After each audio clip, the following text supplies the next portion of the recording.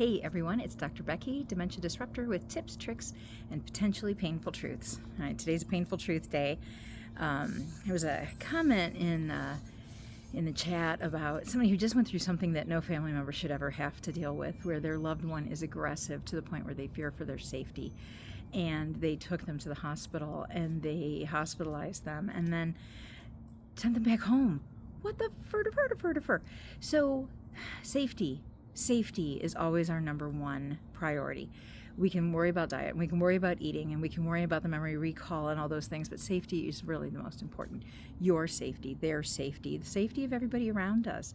So if a hospital looks at you and says, you need to take your loved one home when they are being aggressive or they are falling to the point where you're calling, emergency response a couple times a day, asking them to pick them back up off the floor, and they're thinking you're abusing them, then while you're at the hospital and they say, okay, we're ready to send them home, you say, this is not a safe discharge. Those are the words I want you to use, those exact words. This is not a safe discharge, because the hospital doesn't want to send somebody home to a not safe discharge. They are ordered, so to say, to do a safe discharge. So you say to them, I need to speak to a social worker. I need to work with somebody on your team to help find a place where this person can go, where they and I will be safe. Because if it's not safe, then you can go back and say, well, the hospital did this, and this, and they don't want that. So tell them it's not a safe discharge. Have the social worker, who is an amazing but overworked person, so just be aware of that. Our social workers get a lot dumped on them, but they have resources to help you. They can know how to work finances to help find some place for them, or they can help with a group home, skilled nursing, memory care, VA, wherever your loved one can qualify to go. They can help with that. They can help you look at your finances, look and see, are they a veteran? Do they qualify for veteran benefits to come, back home with a caregiver, or other benefits that the VA can offer that can help them when they come home? Do they qualify for Medicaid? Medicaid can have other things for them. Do they have Medicare? Medicare has programs that can help.